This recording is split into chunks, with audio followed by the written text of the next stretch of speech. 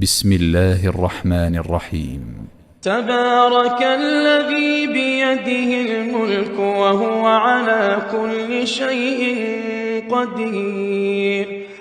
الذي خلق الموت والحياة ليبلوكم أيكم أحسن عملا وهو العزيز الغفور، الذي خلق 7 سماوات طباقا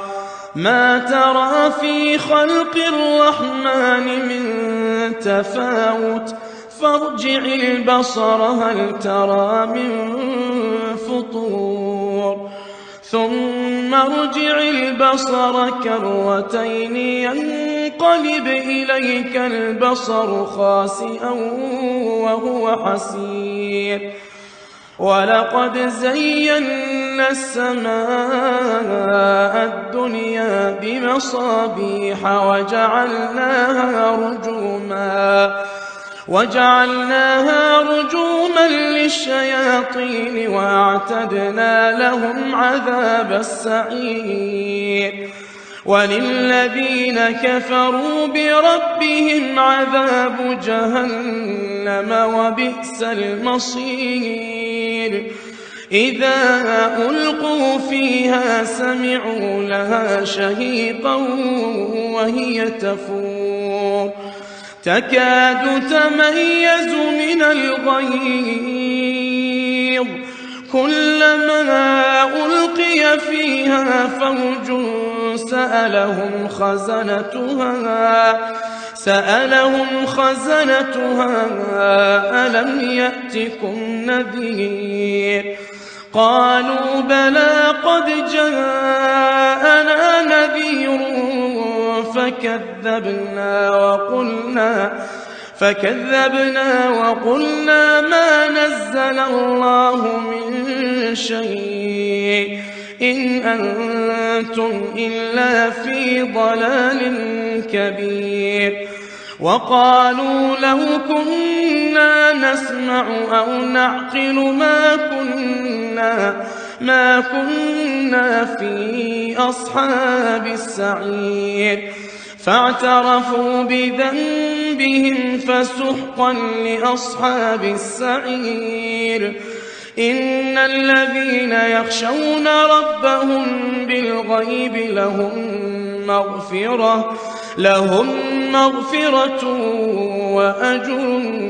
كبير، وأسروا قولكم أو اجهروا به إنه عليم بذات الصدور، ألا يعلم من خلق وهو اللطيف الخبير، هو الذي جعل لكم الأرض ذلولا فامشوا في مناكبها وكلوا من رزقه وإليه النشور، أأمنتم من في السماء أن يخسف بكم الأرض فإذا هي تمور، أم أمنتم من في السماء أن يرسل عليكم حاصبا فستعلمون كيف نذير، ولقد كذب الذين من قبلهم فكيف كان نكير، أولم يروا إلى الطير فوقهم صافات ويقبضن ما يمسكهن إلا الرحمن إنه بكل شيء بصير، أمن هذا الذي هو جند لكم ينصركم من دون الرحمن إن الكافرون إلا في غرور، أمن هذا الذي يرزقكم إن أمسك رزقه بل لجوا في عتو ونفور، أفمن يمشي مكبا على وجهه أهدى أمن يمشي سويا على صراط مستقيم قل هو الذي أنشأكم وجعل لكم السمع والأبصار والأفئدة قليلا ما تشكرون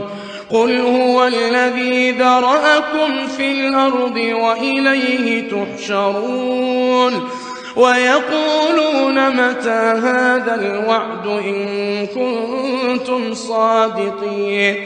قل إنما العلم عند الله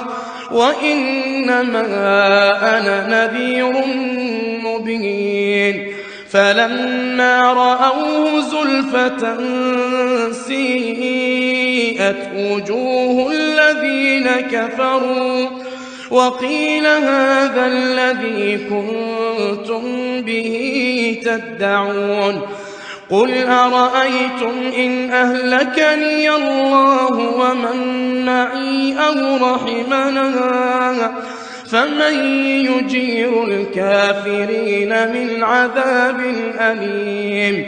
قل هو الرحمن آمنا به وعليه توكلنا فستعلمون من هو في ضلال مبين قل أرأيتم إن أصبح ماؤكم غورا فمن يأتيكم بماء معين